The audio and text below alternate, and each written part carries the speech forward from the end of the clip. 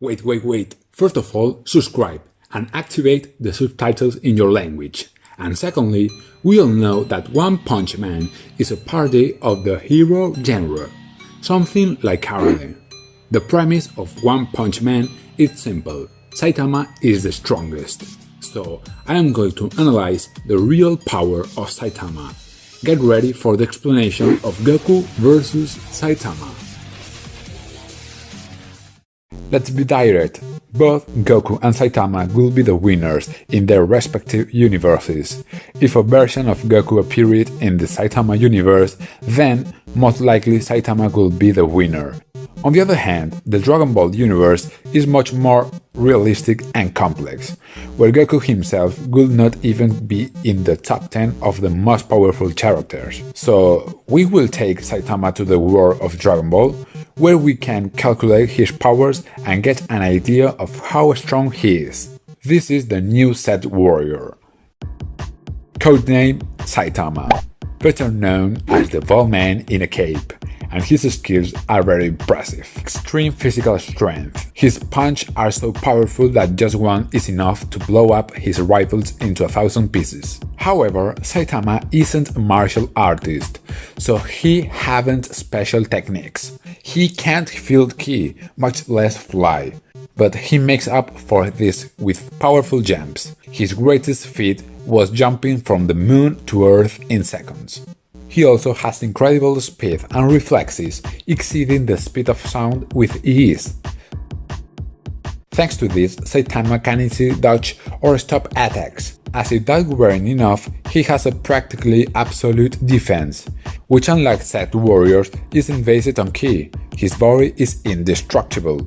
I don't know about you, but I never saw a single scratch on him. Finally, he has enormous energy reserves, being able to perform incredible movements and devastating attacks without getting tired. Saitama does need to sleep, and we also saw him get fatigued a couple of times. It may have a large amount of energy, but it isn't infinite.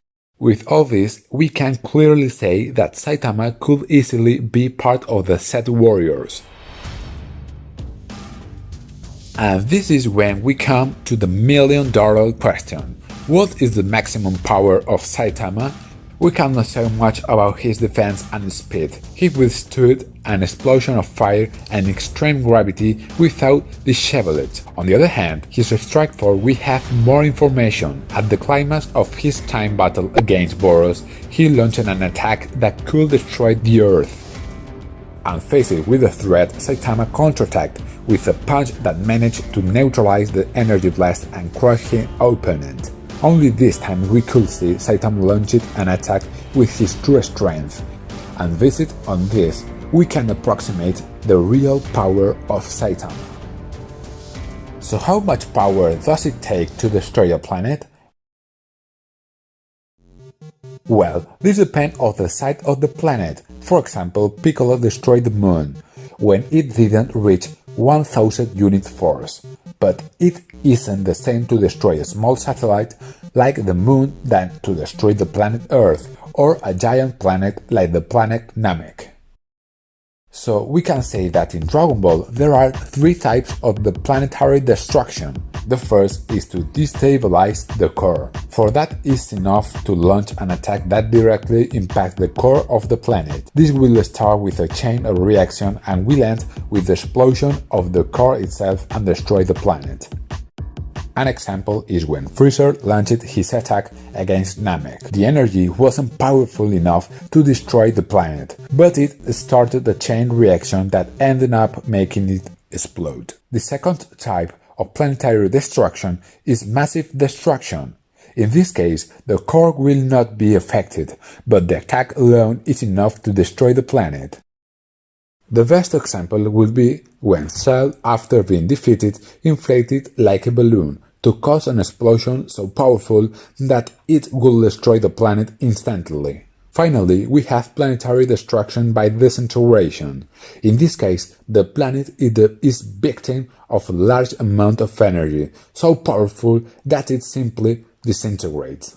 So which of these forms of planetary destruction could Lord Boros perform? At first glance, I would say the first, but let's make things interesting. Suppose that when he launched his attack, he meant that he would destroy the Earth with massive destruction. The power required for this must be similar to Cell in its second form, at the legendary rank, so at the best Boros should be as powerful as a Super Saiyan. Now, for Saitama to be able to stop that attack with a one hit, he will have to be one rank above, in the anomaly range. So we conclude that Saitama's base power when fighting seriously will be in this range, a power close to Gohan Super Saiyan 2.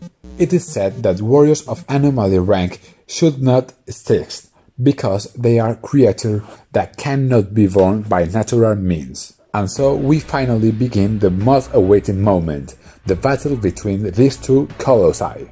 As usual, Goku could start the fight in his base form. He would immediately know Saitama's power. But Saitama can know the power of Goku. He doesn't have the ability to feel ki.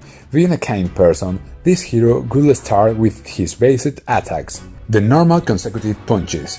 It's a series of quick punches with the right hand. These attacks are more than enough to crush most monsters, but they wouldn't do anything to Goku, that in his base state would just dodge them. Seeing this, Saitama would use his second attack, the consecutive normal punches with two hands, a flurry of much faster attacks. This time Goku might not be able to dodge them all. He would decide to transform into Super Saiyan maximum power. In front of an enemy superior to Lord Boros, Saitama would be forced to fight seriously, using the Serious series. That as, we know they are techniques in which he makes an effort. Saitama will use the Serious side hops, with which he moves extremely fast, creating a multitude of images of himself. This move will surprise Goku for his speed. Goku will be forced to transform into Super Saiyan 2 to match his speed. Faced with an opponent who matches his speed and is immune to his normal attacks, Saitama will use his Serious Punch, the impressive attacks he used to destroy Boros. As we said, this destructive power would be like a full force attack from Gohan Super Saiyan 2. This powerful attack would manage to wound Goku, but without actually killing him. Then Saitama will realize that he is meeting a formidable rival, someone at the same level. I think this will cheer up Saitama and regain his desire to fight, starting an impressive peer-to-peer battle. Finally, Goku could transform into Phase 3, forcing Saitama to reach his limit. If it had to guess, I would say that by trying his best he is capable of reaching the next rank of primordial strength. And you might ask yourself, are you telling me that Saitama, a simple human being, could reach the power of primordial force in the universe? You are right. Perhaps I exaggerated a bit, because this power is enough to endanger the entire universe. In this colossal battle, they would both land devastating blows and hurt each other. But in the end, who will win? Well, although Saitama's strength is colossal, he doesn't use martial arts. He hasn't special techniques. He can't feel the presence of his opponent. I think that this could be Saitama's Achilles heel. As an experienced martial artist, Goku could read his movements and ultimately defeating him with a special technique like Kamehameha. So today Goku has proven to be more powerful than Saitama.